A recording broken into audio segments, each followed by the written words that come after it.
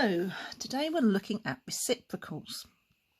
Now, in maths, there are certain operations which are binary, i.e. we need at least two numbers in order for them to work: multiplication, addition, division, subtraction, etc. However, when we find the reciprocal of a number, what we are doing is we are finding the number which is the number that you would have to use to multiply the original number to get the answer 1. It's a little bit complicated, so I'm going to go through this carefully. If we take a number, for example 2, we know that we want to eventually have the answer of 1. 2 times by something gives us 1. And it is this something here which is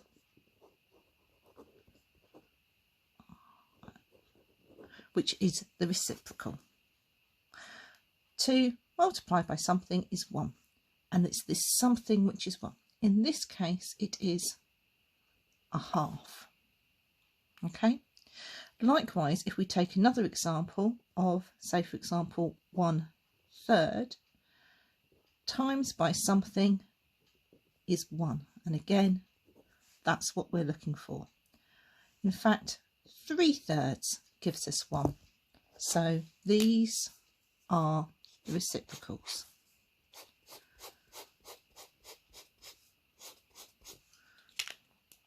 So the definition is the reciprocal of a number is the number you would have to multiply it by to get the answer 1. I'll write that down. And as if by magic, the definition appears. Now, we are currently only looking at the reciprocal of numbers. In time, you will also look at the reciprocal of functions. You will look at the reciprocal of algebra. You may look at the reciprocal of matrices. But for this session, we're just concentrating on numbers. So, if we think about other types of numbers, so whole numbers are fairly straightforward. If we take the number 17, in order to get the answer as 1, it's 1/17. If we look at the number 1/5, we're multiplying it by 5. Again, you will see a pattern. The reciprocal of 1/17 is 17. The reciprocal of 1/5 is 5.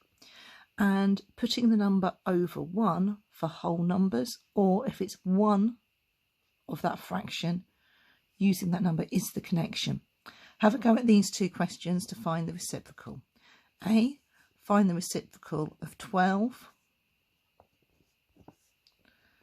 and B, find the reciprocal of 1/8.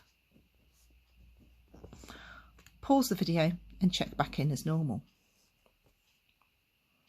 Like we said, we need to know what we multiply by to get to 1. So 12/12 is 1. And if we've got 8s, we need 8 of them. So that's fairly straightforward. If, however, the number gets more complicated, say for example 3/5 multiplied by something gives us the answer of 1. In fact, it's fair when it looks more complicated, but when you think about it, it's much, rephrase that, it's relatively straightforward. We know that any number in a fraction over any number in a fraction gives us 1. 5,000 over 5,000, 372 over 372. So in fact, if we flip the digits,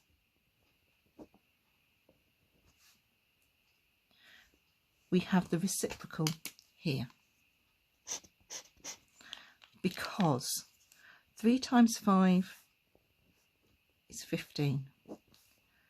5 times 3 is 15, and 15 over 15 is 1. I'll do another example. If we have 12, 21, okay? Now we know that we want the answer to be 1. 12 times something will give us an answer. 21 times something will give us another answer. And we want those two parts to be the same. So what we do is we reverse it. 21 over 12. And that is the reciprocal. Okay, have a go at these questions. C. Find the reciprocal of 4/7. D. Find the reciprocal of 3/10. So we know that we want the answer to be eventually 1. So 7/4 would give us 28 over 28, which would give us the answer of 1. Same principle again. 10/3 would give us 30 over 30 and give us the answer of 1. So far we've looked at whole numbers, unitary fractions, and slightly more complex fractions. The final one we're going to have a look at for reciprocals is negative numbers. So again, we've got to think about this logically. We always want to find the answer is going to be 1.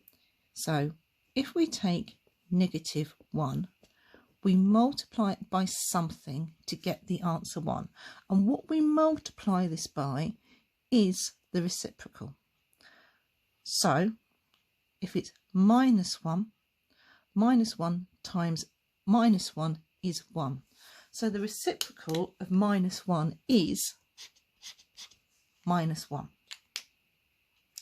However, it doesn't follow that reciprocal of -2 is -2.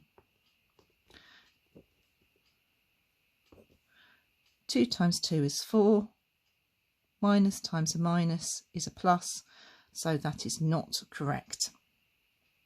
In fact,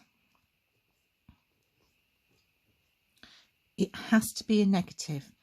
The reciprocal of any negative number has to be a negative. But what negative? Now let's think back to what we said. If it was just 2, we'd be happy that 2 halves gives us 1.